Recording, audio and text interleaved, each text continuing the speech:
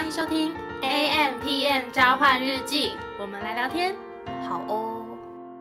Hello， 我是 A， 我是 Milly。那我们就要聊什么呢？我们今天呢，就是同样的是我们的最近忙什么第2集。没错，那最近忙什么这个系列呢，就是在聊聊我们最近在忙什么。没错，有解释等于没解释。好啊，反正就是我们两个最近在干嘛，就是跟大家分享。我们会选个2-3个或者是1-2个比较大的东西出来跟大家分享，也是跟彼此分享这样。那这是我们的第2集嘛，我们第1集有跟大家聊的就是我的确诊故事，以及 A 在留停期间的环岛的故事。是的。然后我们这集呢要继续来聊我们最近在忙什么。那 A， 你在留停期间除了环岛，还有做了哪些事情呢？我去拿了金马奖，好厉害哦！天啦 ，OK， 好，反正你每次就会被 Milly 骂这样。金马奖、我刚听起来有在骂人吗？还好吧。你是不是翻了白眼？没有，我帮你鼓掌。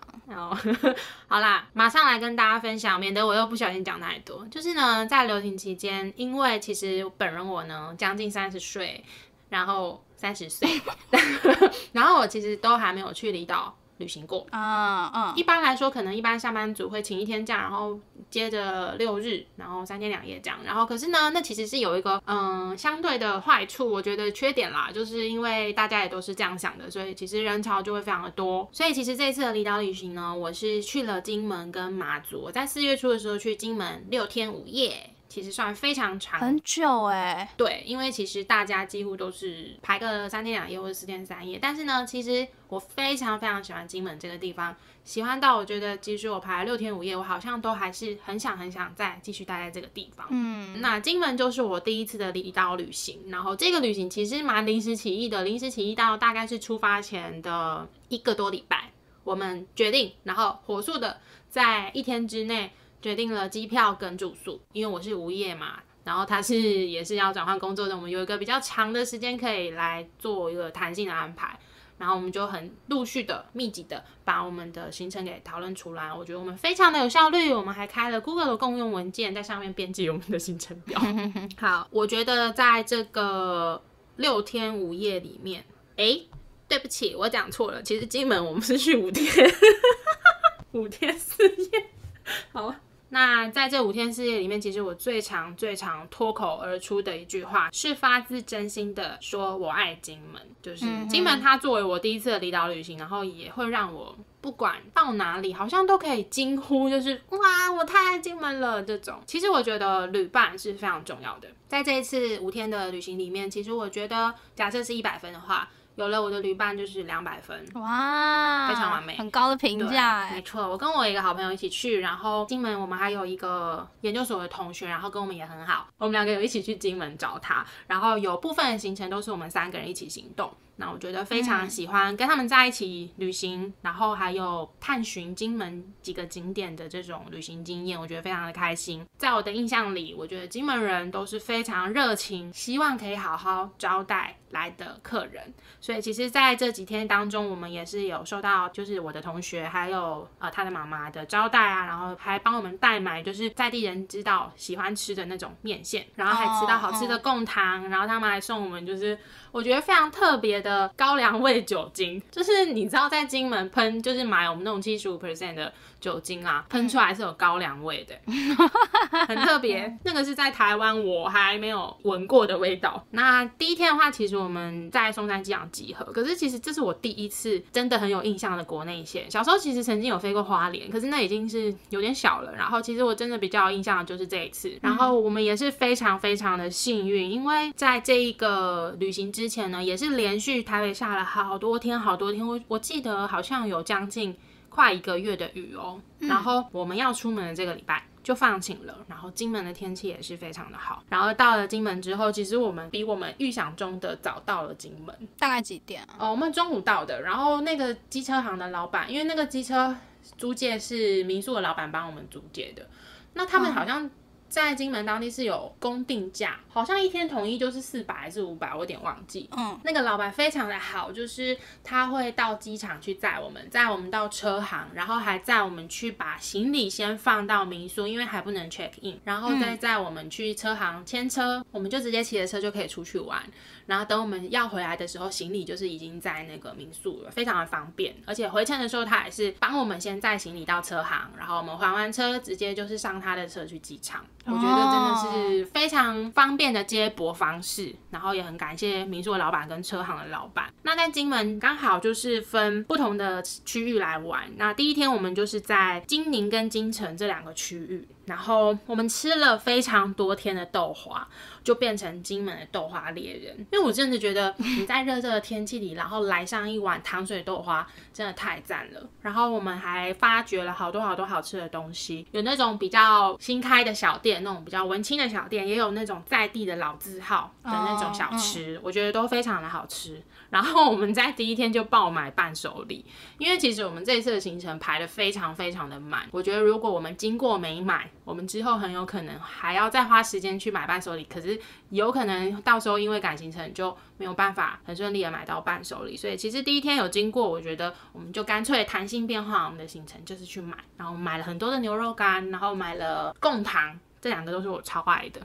对。然后我跟你说，我们这次住的民宿的房型啊，我非常的喜欢。它其实是一间独栋的透天，但是我们是在1楼的一个房间。那在那个房间里面它是上下铺，因为我们也是要节省预算。可是那个床真的是非常的好睡，就是我一躺下去就会马上睡着那种。那当然也是有另外一个可能，是我们每天都把自己逼得很紧。就是累爆。前几天啊都没有其他的那个住客入住，因为我们是平日出发的，所以非常幸运的我们就是等于独占了那一栋这样子。那值得一提的是呢，我觉得民宿的老板他非常的用心，因为我们住这个房型非常便宜，给你猜猜看一个晚上多少钱？一个人还是一个人？以你想象中你的金门应该是多少钱？我没有概念啊。不好意思那我直接跟你说，你知道一人是不到500块，而且还含早餐。一个人不到500，很便宜耶！如果还含早餐更便宜。没错，而且那个早餐都是每天早上民宿老板他就在金城里面帮我们收集很多当地有名的店家，那是一件非常值得感动到哭的事情，因为那些店家都要排非常的久。然后甚至因为金门当地有一个很有名的小吃是广东粥，其实就是粥，然后但是金门的粥跟台湾我们吃到的不一样，是金门的粥是比较没有米粒感的，它就是像粥米那样子。那我自己个人是非常的喜欢，然后它的肉是很嫩的那种肉块，像我们可能在台湾吃到的是肉末或是碎肉、绞肉，但是它是肉块，然后我觉得很香，然后再搭配就是油葱跟胡椒。对，不好意思变成美食节目。那我要说的是，上面的油条，老板还另外去另外一个专门的油条专卖店买。粥去一间店买，然后油条又去一间店买，就非常的用心，真的很感人。我那时候看到的时候真的是哇，我觉得金门人怎么都这么 nice。然后他还帮我们放在保温锅里面，因为他可能是7、8点买的，然后我们起床的时间是比较晚。那我觉得金门就是要走一个比较悠闲的路线，但是我们必须要说，就是这一次我们确实比较贪心，我们真的是把金门的大大小小的景点，我们自己想去的几乎都有去。然后我的金门人同学啊，他看到我们的行程表有赞叹我们，就是他觉得我们真的很厉害，因为我们的行程表呢，真的就是把金门近几年有名的景点跟秘境都跑过了。然后他自己也有参与我们一部分的行程，其实都非常的好玩。那在接下来几天，就是我们陆陆续续发现到许多当地非常好吃的小吃。那我在这边要推荐，金城有一家是重庆麻辣鱼，它的炒饭真的很好吃。我跟你说，那种炒饭你就是要吃它的锅气，那个师傅的功力就是完完全全就是在那个米粒里面呈现，所以我觉得那家的炒饭是真的必吃。那在后埔小镇，它也是在金城当地一个非常历史悠久的小镇，然后都有夜间的导览。你知道我们当天就是遇到了一个非常热情的老师，他呢一路从7点半一路讲到11点半，非常热情。你可以从他的眼神跟他的说话时候的那些动作，感受到他真的是热爱后埔这个地方。很感动义工我就觉得还是其实不是义工，但是不管是不是义工，我都非常佩服他的职业精神，就是你感觉到他的热情啦。就算他不是义工，他也非常热爱他这份工作，我觉得。对，没错。然后第二天其实我们就是比较集中在金城这个地方。那在这个地方，我想要跟大家分享有一个比较知名的景点叫做建功屿。那这地方很特别就是从金门到建功屿中间会有一条路。有人说它很像摩西分海，它就是在退潮的时候，它的路才有办法走。如果在涨潮的时候，它是等于是直接淹没的，你是没有办法到达建功屿的。对，所以其实你要上建功屿之前，你要先查好当天的潮汐时间，开始要满潮的时候就要抓紧时间从建功屿回来。那据我所知啦，我不确定正不正确，但是在建功屿上，如果你不小心被关在上面，你就是要隔天才能回金门。Okay. 对，就是除非你有其他的管道能够帮你再到金门去，但我不太确定。其实你上建功屿的时候，会一直忍不住也注意时间，然后注意潮水，但是基本上的时间是充裕的啦。就是你到了建功屿上面，绕了一圈，好好拍了照，好好的欣赏风景，都还来得及回到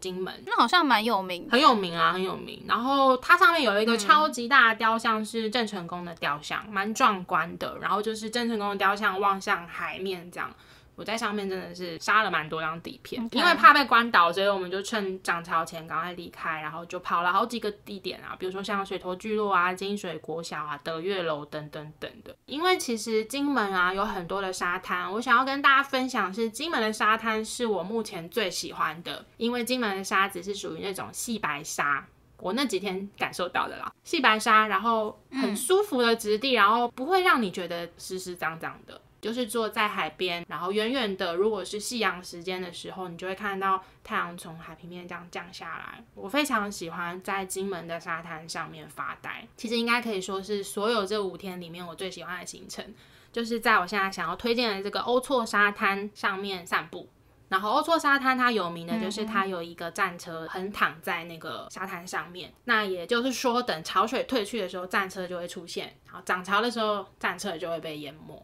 所以像欧错沙滩它也是要看涨退潮的时间。对啊，所以我觉得金门啊它的海其实有很多种样貌，我觉得都很值得大家一个一个点去看，然后保留一点时间给自己跟大海的相处，我觉得是很棒的。再来的话，因为我们就跟我们那个金门的同学会合了，然后他就带我们去看金厦夜景，就是金门跟厦门的夜景。然后因为金门跟厦门距离很近嘛，所以其实以前疫情还没有限制旅游的时候，其实大家有的时候会把金门跟厦门放在一起安排旅程。然后很特别当天晚上我们同学还带我们就是去某一个沙滩，我印象中应该是成功沙滩。那因为当天晚上有人说可能有机会看到蓝眼泪，那因为我其实5月的时候就是要去马祖追泪嘛，我想说如果能够在金门也看到金门的蓝眼泪，其实也是很特别的体验，所以我们就有去。但是当天其实只有一点点，然后甚至是手机也没有办法拍，一般来说好像是要用相机去调快门跟光圈，比较进阶的设定啦，可能是手机没有办法做到的。对，那当然排除那些特殊的 app， 那因为我不会使用。然后接下来几天啊，我们就去了金湖。那金湖这个地方是旧称是山外，然后它有很多好吃的小吃，例如像蛋香蛋狗。蛋香的意思就是蛋跟香肠，然后蛋狗就是蛋跟热狗。我吃起来有点像是蛋饼卷香肠或是蛋饼卷热狗，但我觉得很喜欢。然后我们还去了好多古迹，像是以前的特约茶室展示馆，还有一些洋楼。那再来，我觉得其实这一天让我觉得最印象深刻的是我们真的跑到很多的秘境去拍照，那个秘境拍到真的很漂亮因为我的旅伴她是一个很喜欢拍美照的一个女子这样，所以呢我们就是到了很多的秘境。那殊不知我自己到了那边也就是疯狂的拍照，然后我就是在临摹她的动作，她就是我的动作指导，然后我是她的摄影指导这样。所以你也有入境？我们有互相帮对方拍一系列的完美照。 OK， 然后我就是有想要尝试模仿我同学的动作，但就是发现有一点滑稽这样，然后画虎不成反类犬。Yes， 你说出了一个谚语吗？还是成语？对啊，国文老师要哭了吧？国文老师很开心。我想要跟大家分享的是说，其实当地有很多的秘境是在 Google 上面找不到的，所以你必须要透过坐标去找。那其实现在很多人在网络上的网志或是游记都有分享，所以可能要记一下那个坐标，直接 key 坐标去找会比较快。但其实我们实际上还是找了一阵子，即使有用坐标。然后再来就是超健康的行程，我们就是去爬山。爬山的行程其实本来是早上要去的，后来我们就傍晚上太武山，然后太武山上面的风景也真的是非常的壮观，就是可以看到整个金门。有点浮夸啦，反正我眼前就是有点像是整个金门这样。接下来下山之后，我们就冲到那个甜点店，有一间很有名的甜点店叫做惬意甜点工作室，我觉得非常好吃，大家真的如果到金门也可以去吃。然后我们是5点58分的时候冲进去，人家6点就关门了。但是我们6点准时离开，所以我们2分钟，我们只花了2分钟冲进去买了2个塔，然后冲出来。那一天我没有吃到它的柠檬塔，有点可惜，但是我觉得它其他的塔也非常好吃，因为我个人是一个甜点塔的狂热分子。OK， 后来啊，我朋友就配合我，因为我也是螃蟹的狂热分子，所以他就陪我冲去那个海边，我们就一路超冷呢，我还穿上轻便雨衣避寒。你跟我那么熟，你应该很少听到我说冷。对啊，我冷，我跟你说我真冷，然后我就穿轻便雨衣直接冲到海边，然后我们就去买呛蟹。呛蟹就是生的螃蟹肉，然后好像实际的料理方式我不清楚，但是它就是有加高粱的那种，很酷我觉得很有特色的，所以就扛了2罐回台湾。再来第4天的行程，我真的大推大家，如果你们去金门的话，一定要排小金门的行程。我们好像搭蛮早的船，从大金门到小金门。小金门它的岛屿名称叫做烈屿，然后我们就是把我们在大金门租的机车直接骑上小金门的船，然后我们就在小金门浏览。然后在这个地方我想要跟大家分享的是呢，它有一个叫做步枪模拟射击馆。你在里面你就可以穿上迷彩服，然后他还帮你照相，最后会做成证书给你。那在里面呢，主要你会体验3个项目，25公尺、75公尺的静态射击，然后第3个是动态射击。然后你就是进去一个教室，然后那个教室就会有假的枪，但是对我来说做得很真啦。然后你在荧幕上就会看到很多敌人啊什么的目标，或是靶，你就要去打靶，或是就是去射击那些出现的动态正在动的那些敌人。那这边要炫耀一下，就是我的25公尺跟75公尺的静态射击都是满分，然后我的动态射击也是当天12个人吗？还是10个人？有点忘记，也是最高分的。所以那个教练就说，你等一下可以去填单子，然后礼拜1交单。他的意思就是叫我入伍。对，他说可以直接加入金防部咯，谢谢。这样没有啦，他没有这么的戏谑，他就是真的认真的说，就是4号同学不错这样。他叫我加入伍申请单，觉得被认同，没错。然后再来要跟大家推荐小金门的第2个行程，就是我们那时候是有买一个 KK Day 吗还是什么的活动，那是当地有一个叫做亨氏畅游公司，然后他就是专门在规划小金门很多特色的体验行程。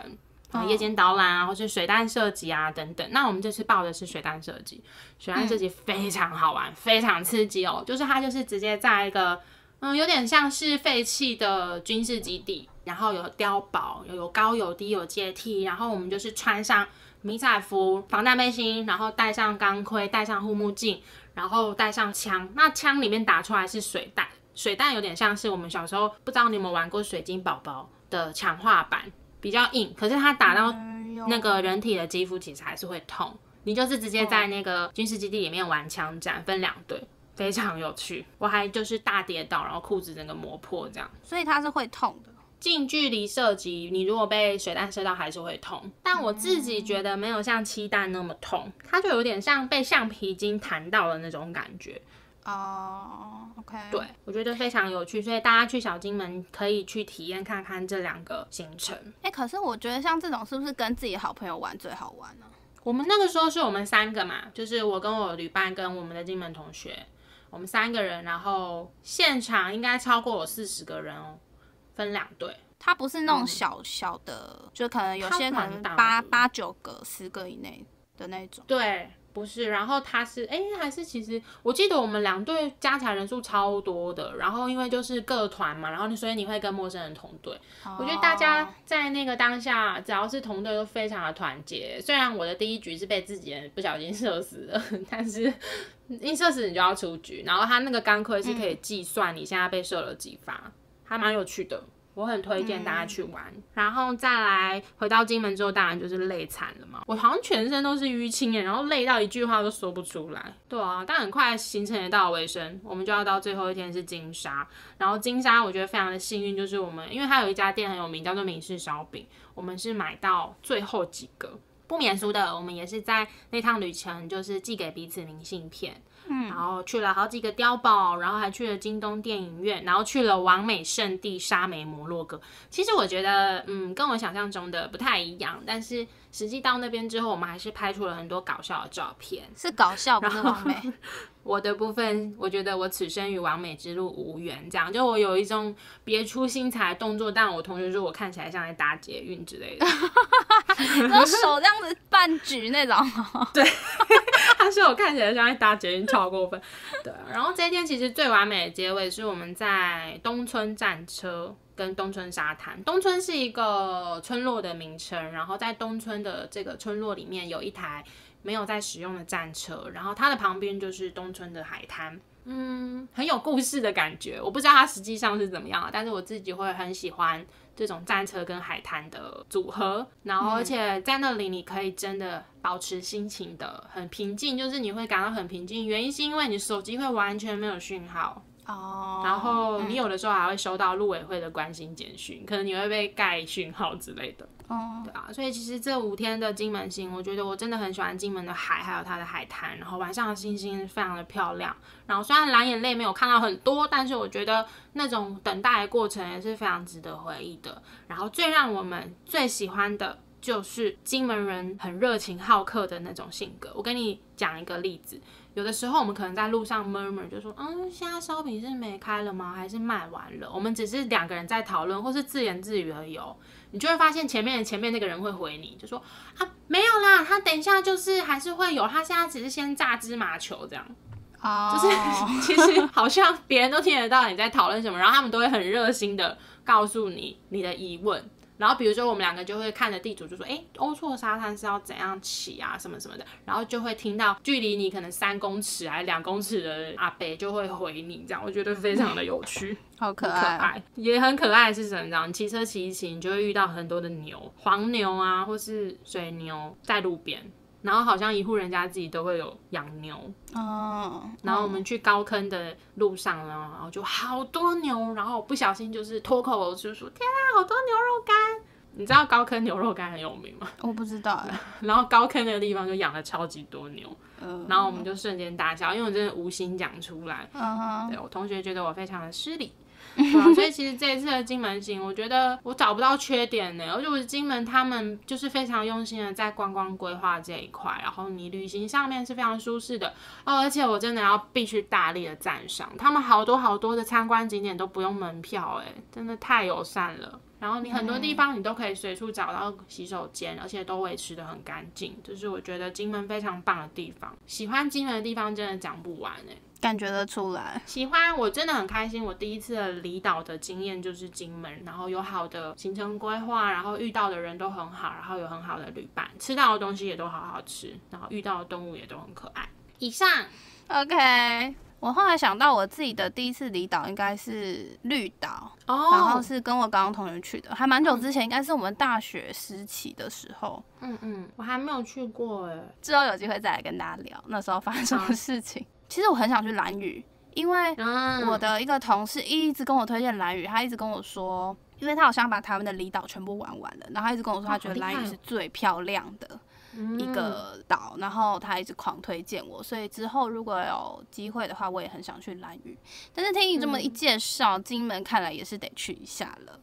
没错，我可以把我的行程直接复制给你，你知道吗？我朋友看到我的限动，好多人都跟我要行程可是我可能不会有5天4夜吧，我想要看看啦，或许我会把它浓缩之类的，到时候再看看。而且我印象中我们玩的蛮省的我还是不要讲金额好了，因为每个人的价值观不同，但是比我预期的少，预算上面对啊。要记得吃重庆麻辣鱼的炒饭哦。你之后愿意分享一些景点或是吃的在我们的资讯栏吗？没有问题，太多。我今天因为时间的关系，但虽然我也是讲的非常的久，但我已经略过超级多我中间想要跟大家分享的景点跟食物。我觉得你可以分享那种秘境啊，因为如果是那种比较所谓观光景点，其实大家都知道嘛。没错。可是观光景点如果有吃到真的超爆好吃必吃的，我还是会提一下。可以啊，但因为我是想说，如果你全部都分享，我们资讯栏可能会过长。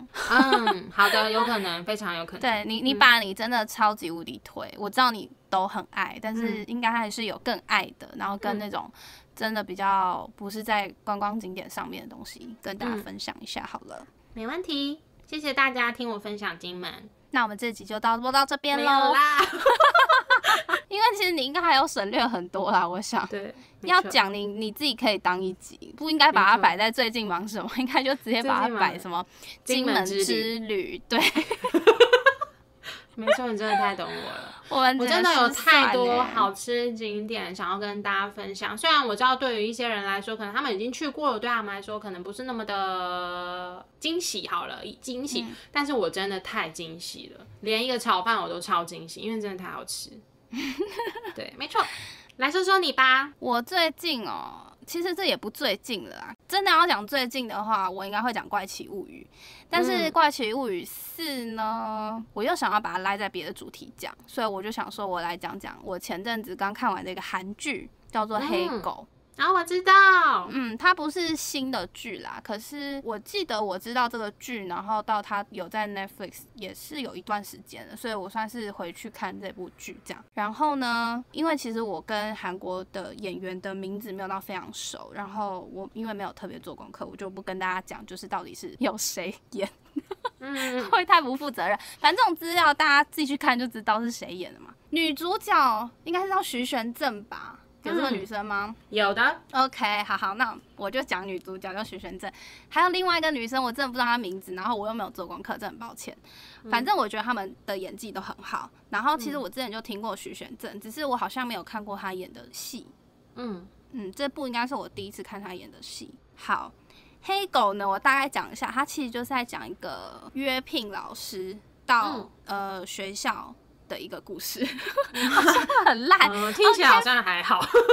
没有，我跟你讲，我第一集就哭了，因为第一集呢，它你会看吗？我觉得你一定不会看啊，你应该没时间看。我会看啊，它有在我的清单里。对，那就是不会看的意思。你怪奇物语也在你的清单里，什么都在你清单里，但你最后都不会看。OK， 你没时间看。OK， 好，就是好，反正我就是大概讲一下，因为它也不是弄什么悬疑剧，所以你大概知道一点，应该也还好啦。我们这里要讲爆雷预告嘛，预警。好啊，就是接下来我可能会讲到一些剧情，好，直接讲，就是因为还是得带到，如果我要讲的话，如果不带到一点点剧情的话，你可能会不懂为什么我想分享的东西。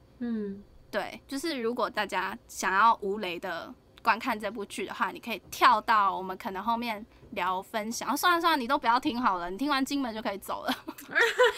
我很怕我后面还是会讲到。好，如果说想要收看《黑狗》Black Gold 这个韩剧的人呢，请你现在就按叉叉，谢谢。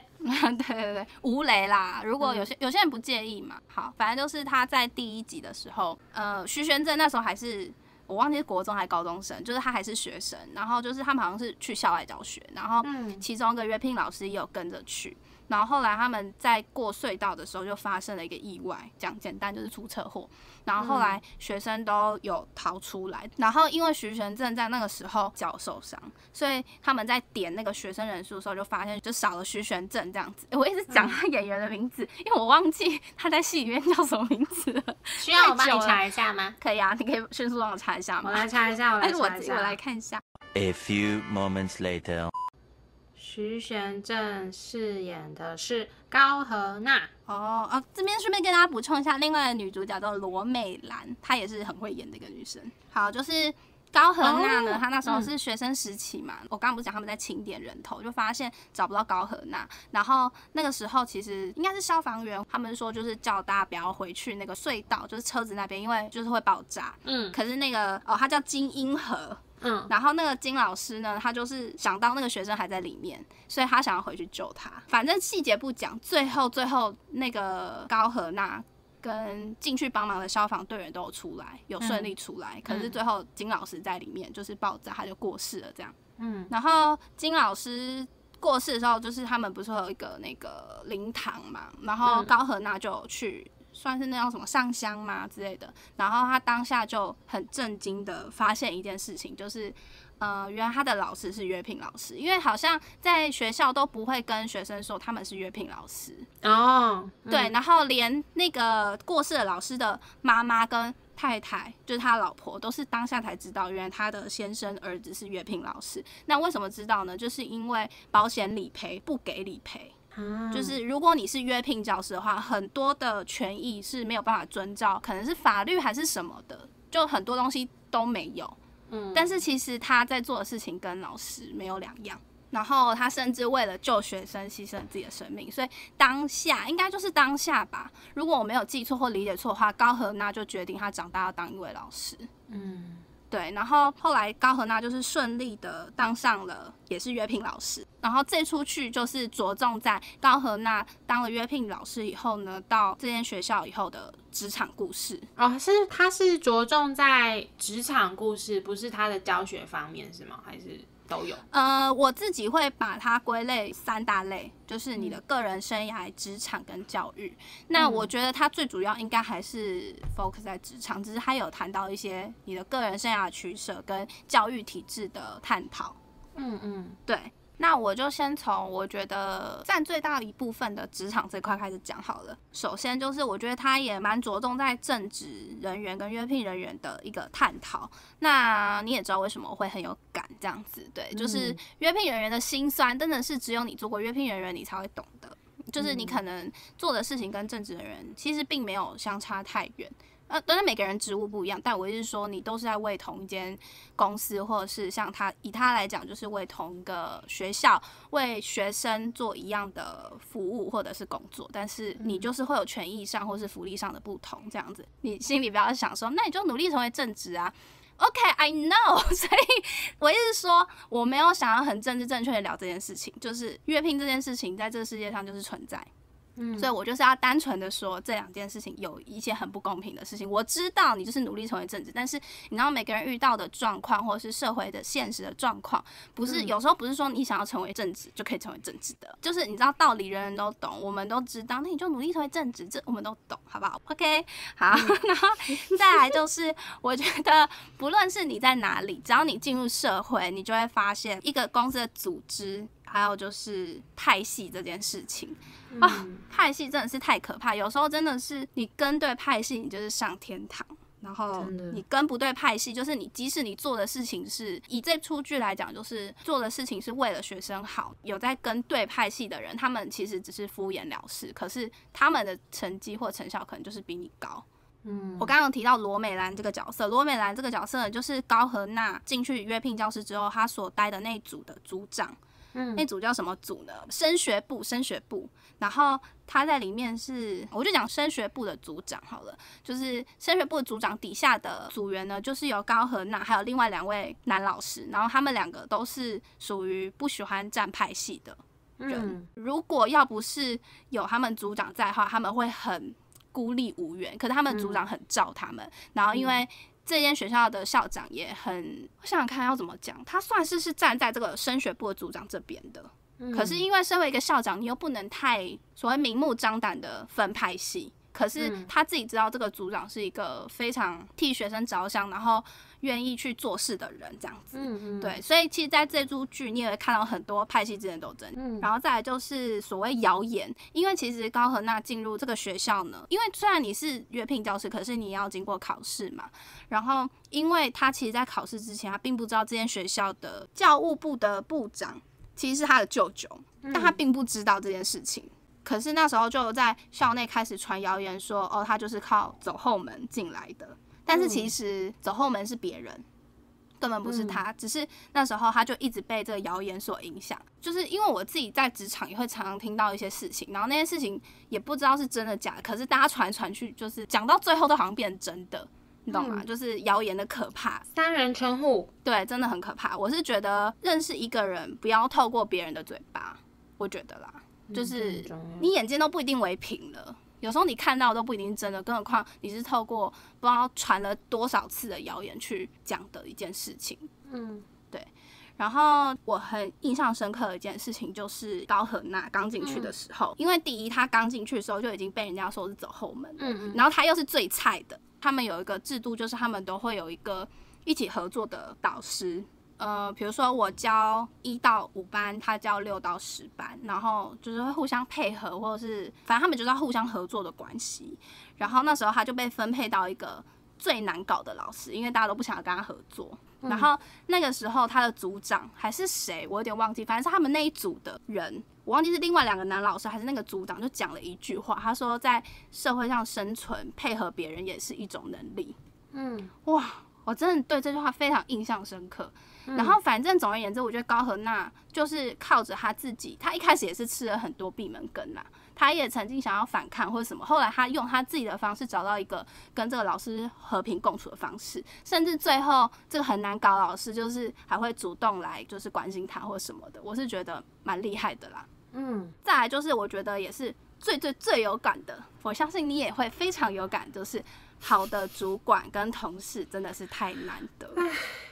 直接叹气叹起来啊，各位！真的，你知道像高和娜可以遇到那样子的组长，跟他们那个同组2个男老师，真的是运气非常好。我必须说，因为其实其他组有一些你知道歪七扭八的老师，可是他再怎么样，他都会有支持他的组长跟所谓的同事，然后他也是因为受了帮助，所以我觉得他会更有同理心，所以在隔1年有新的约聘教师来的时候，他就会有那个同理心去帮助他，因为他自己会回想到说他刚进来的时候是非常混乱的。就是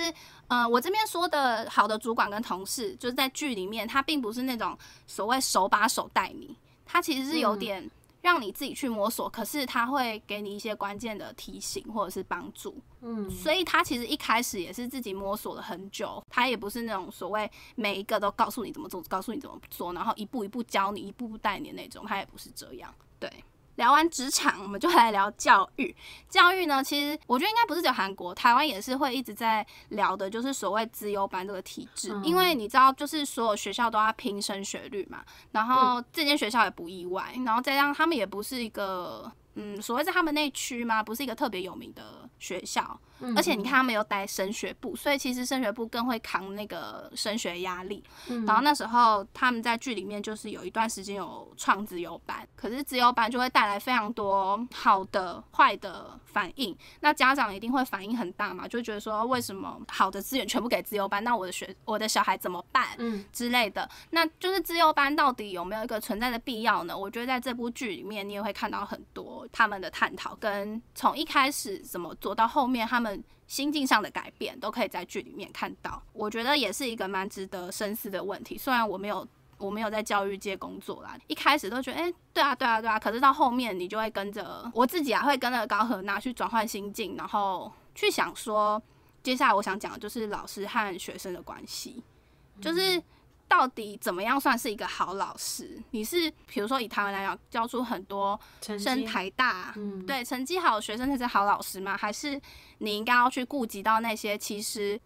它里面有提到，就是其实里面很多成绩好的学生，有部分是因为家境不错，所以他可以去外面补习，然后他可以有比较多，对，所以他考试成绩好，他就比别人有机会，所以他就会开始去想说，那对于那些没有办法去补习的学生呢，我就要这样放弃他嘛？应该说，他作为一个老师，到底应该帮学生帮到什么地步，才叫做是一个好老师？我印象很深刻是，他有遇到一个学生，然后那是高和娜老师第2年了吧，就是他约聘签了第2年的时候，他遇到个学生，他非常喜欢画漫画，然后他在学校的成绩就是普通，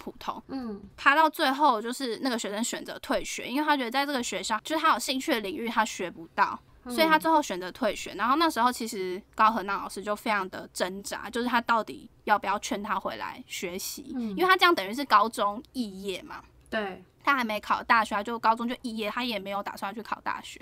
所以那时候他一直很挣扎，他也有去找他的那个组长，就是罗美兰饰演的那个组长讨论。在我的眼里，我一直觉得老师是一个非常伟大的职业，就是他其实在学校给你的一些观念或者什么，他是会影响你很久的，因为你是从小就开始接触，你要么就是家庭，要么就是学校，所以这两边给你的观念其实是有可能影响你一辈子的。然后我那时候也在思考说，对啊，如果今天我是老师，我明明知道他的兴趣就是在画漫画，而且他画得很好，然后他自己又想要往这方面去发展、去深耕，但是社会的现实面，就是你也会考虑到说，哦，大家可能对于一个人高中肄业，看你的角度会是什么，或者是你未来找工作你会遇到的困难等等等，就是作为一个老师的挣扎，你也可以在这部里面看到。当然，我觉得前提要是他是一个好老师啊，有些老师就是得过且过，你要休学你就休。可是因为高荷娜老师是一个非常真心为学生着想的一个老师，他在挣扎，就是他应该要用什么样的价值观来帮助这个学生，对，或者是他到底要不要告诉他绝对不能休学，就是他不知道怎样对他才是真的好的。他其实也听了这个学生讲了很多他对于画漫画的梦想，或是他也跟老师说我已经找到继续进修的管道还是什么，我记得有这件事啊，可能我记错，但我记得有这件事情。因为高荷娜觉得作为一个老师，你做的一个决定可能会影响学生一辈子。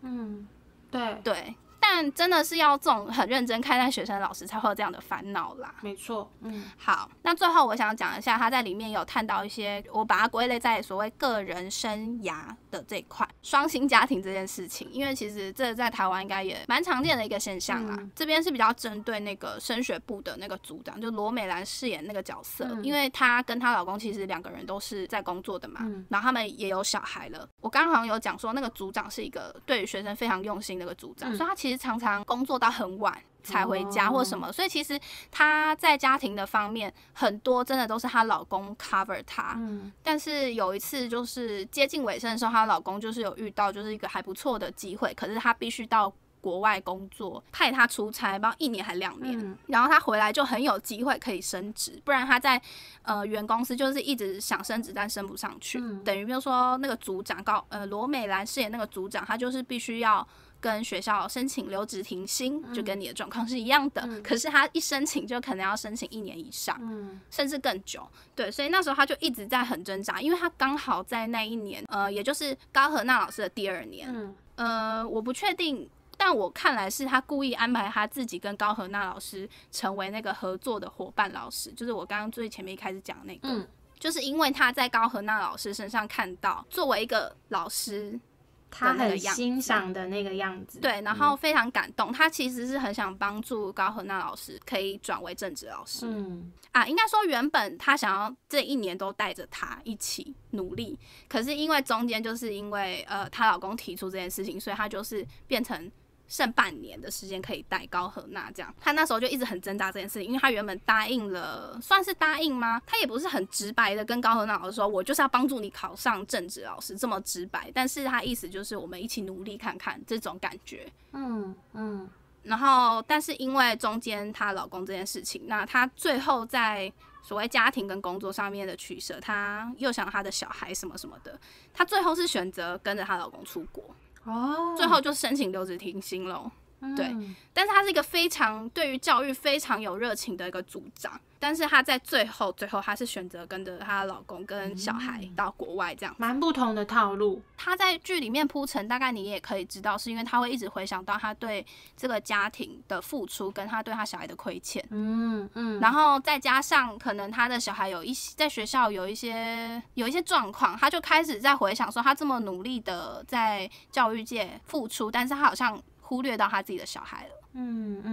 所以他最后决定算是半回归家庭，因为他其实学校那边是留职停薪啦，他没有辞掉。他可能也有想到家庭这块对她老公在付出，所以他觉得他也想帮她老公在工作上可以有一个更好的发展吧。对，所以其实这个真的是双薪家庭，特别是有小孩一定会遇到的问题。然后再来就是，其实我有点不晓得要把它归在职场还是生涯，可是因为是比较偏个人的，我是把它归在个人生涯，就是在职场上的升迁考绩。我觉得这个你应该很有感，就是有时候你努力不等于会被认可，或者是你会成功，或者是你有时候太努力反而不讨喜这件事情。对啊，或者是太吃亏，不太吃亏，太努力反而会很吃亏。印象中你好像有跟我分享过，就是有时候太努力反而很奇怪，就是在现在的职场，对，然后就间接的造成了我们其实人生中都会遇到的所谓职业倦怠。就是你知道都莲老师也是对一个学生或者是教学很有热情的老师，可是我忘记他在里面教个几年了。10年以内啦，可是绝对比高荷娜老师还资深。可是他也会遇到职业倦怠，就是其实各行各业都会，就算是你喜爱的工作，都有可能会因为当下碰到问题，或是社会现实的因素，就是会有那种很职业倦怠的时候。然后以上这3个都是，不是3个啦，就是3大点，然后里面提到一些小点，是我自己觉得还蛮有感的地方。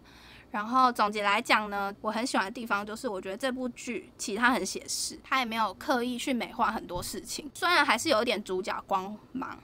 还是光环，但是我觉得没有到很重。就是其实你还是可以看到高荷娜老师或者是都莲友老师这些我觉得看起来是主角的老师，还是会遇到很多的挫折或是什么的。再来最有感的就是好像前一集最近忙什么有提到，就是没有人事物是永远不变的。就像一开始我们以为那个组长会陪着高荷娜老师一起努力1年，但其实事实上最后就是剩半年。他选择了家庭。对，其实这件事情真的是非常有感，我自己觉得啦，就是任何事情，就是你身边的人事物或者是环境也好，一直在变的，所以很写实，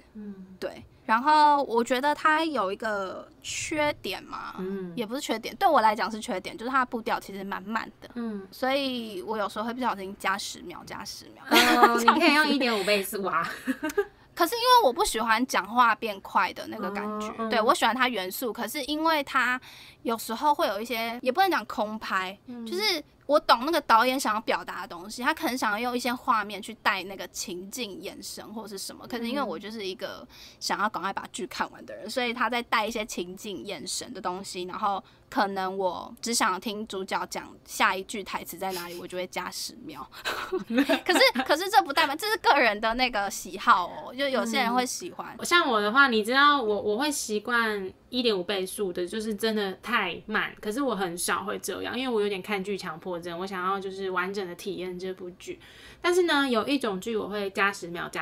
就是我前阵子在看一个医疗剧。那你知道医疗剧很常会特写就是开刀的画面我真的不行，那种